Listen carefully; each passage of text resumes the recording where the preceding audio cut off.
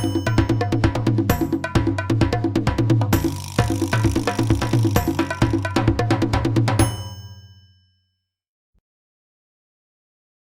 day, students! Get ready for the next lesson in Basic Calculus STEM 003.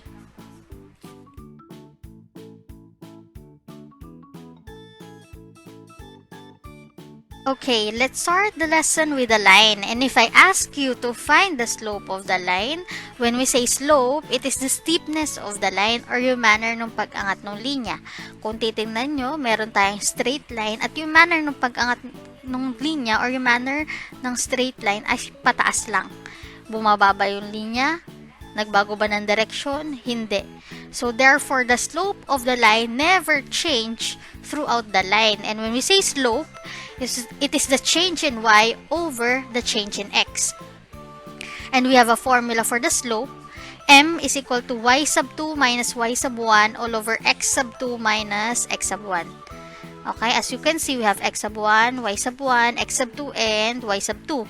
So therefore, we need 2 points on the graph in order for us to use this formula.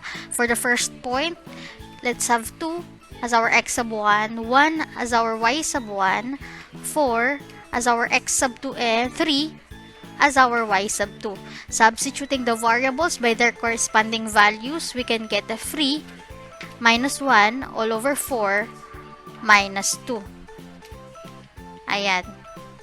Simplifying, using subtraction, we can get a 2 over 2, or in simplest form, 1 as our slope for the line. But what if we have a curve? Kung kanina, hinanap natin yung slope ng line, so the question now is, what is the slope of the curve? Meron tayong nahanap ng sagot nung hinanap natin yung slope ng line. Kung titingnan nyo, dito meron tayong given line. The slope of this line never change throughout the line. Positive yan. Kasi hindi naman nagbabago yung manner ng pag-angat ng linya. O hindi naman nagbabago yung direksyon. Pero kung titingnan nyo dito, meron tayong curve. Dito, it's almost flat. Dito naman, sa right side, it's rising to the right. Therefore, the slope is positive. Sa kabila, it's rising to the left. Therefore, the slope is negative. So, meron tayong negative, merong flat, tapos merong positive. So, the slope of the curve throughout the line changes. So, the question now is, what is the slope of the curve if the slope keeps changing? Okay? Actually, there is no slope for the entire curve, but there is a slope for the entire line. So, ang pwede natin gawin is to find the slope of the curve at a certain point. Because the slope of the curve at a certain point is equal to the slope of the line tangent to the curve at that certain point. For example, meron tayong curve at meron tayong point. The slope of this curve at this point is equal to the slope of this tangent line. Okay, kung nakikita nyo, yung curve natin at itong straight line ay nag-meet sa point na ito. Okay? And ang slope ng tangent line natin is positive. Let's have another example. For this curve, we have another point.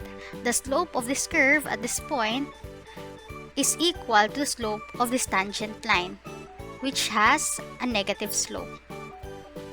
Kung nakikita nyo, di ba nagbabago yung slope ng curve? Okay? So, ang tanong ay, how to find the slope at any point in the curve? At yan ay sasagutin natin sa ating bagong topic, the derivative and the slope of a tangent line in Basic Calculus STEM 003. Let's look at this graph.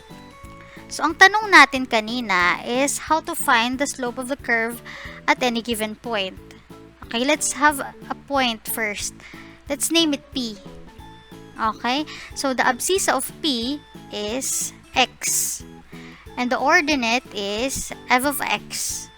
Okay, in order for us to use the formula for the slope, we need to have 2 points on the graph. So we already have the first point P, and we will pick another point. Let's name it Q. Okay. Connecting those 2 points, we will have a line which is a secant line PQ. Okay? Now, we can now use the formula for the slope because we already have 2 points and a line. Okay? So, the distance from the abscissa of P, or the x-coordinate of P and the x-coordinate of Q, is delta x, or the change in x. Okay? Kasi yung x natin dito, nag-move papunta dito sa x ni Q. Okay? So, to get the abscissa of Q, we will add x, and delta x, it will be x plus delta x. Since f of x is equal to y, dun sa ordinate natin, f of x is equal to y, and our x is x plus delta x, we will substitute x by x plus delta x. It will give us f of x plus delta x. Since we already have the graph, let's rewrite the abscissas and the ordinates. Okay? For the first point, P, the abscissa is x and the ordinate is f of x. And for the point Q, the abscissa is x plus delta x and the ordinate is f of x plus delta x. Okay? In point P, x sub 1 is equal to x and the y sub 1 is equal to f of x. In point Q, x sub 2 is equal to x plus delta x and y sub 2 is equal to f of x plus delta x. So, determine na natin yung x sub 1, y sub 1, x sub 2, and y sub 2. Can we now use the formula for the slope? Yes, pwede na natin siyang gamitin. So, the formula for the slope is y sub 2 minus y sub 1 all over x sub 2 minus x sub 1. So, using this formula, we have y sub 2. Let's substitute y sub 2 by f of x plus delta x. Ayan. Minus y sub 1. Ito yung y sub 1.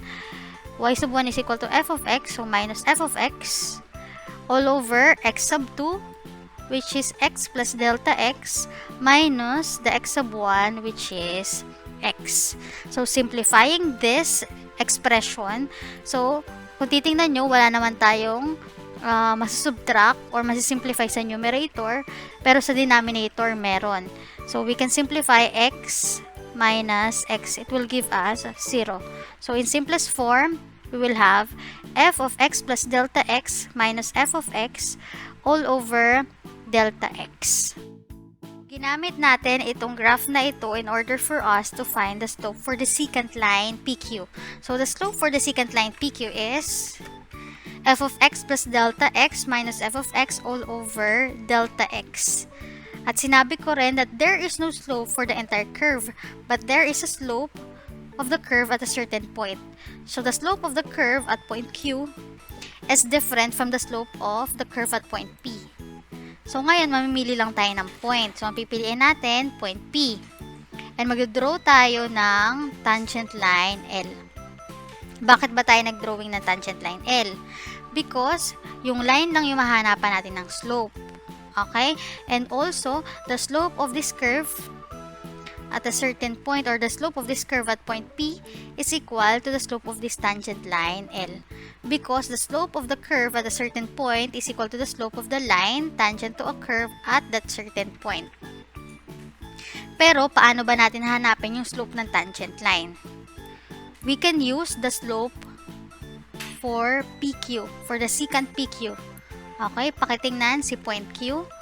As point Q approaches to P, delta x approaches to 0. So, paliit siya ng paliit. Okay, yung distansya ng abscissa ni point P and point Q.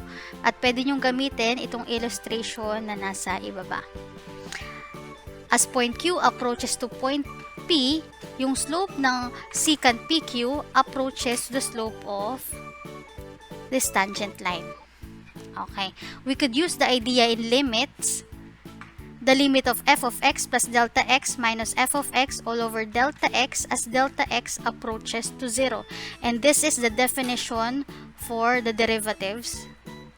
And we can denote it as dy over dx. Okay, so dy over dx is equal to the limit of f of x plus delta x minus f of x all over delta x as delta x approaches to 0. Okay, thank you for listening. We are done in part 1. The concept of derivative. Get ready for part 2. Finding the derivative of a function. And this part, we are applying what we have learned in part 1. Good luck! Happy learning at home with lessons made easy by Olivarian GoTeach. One proud Olivarian.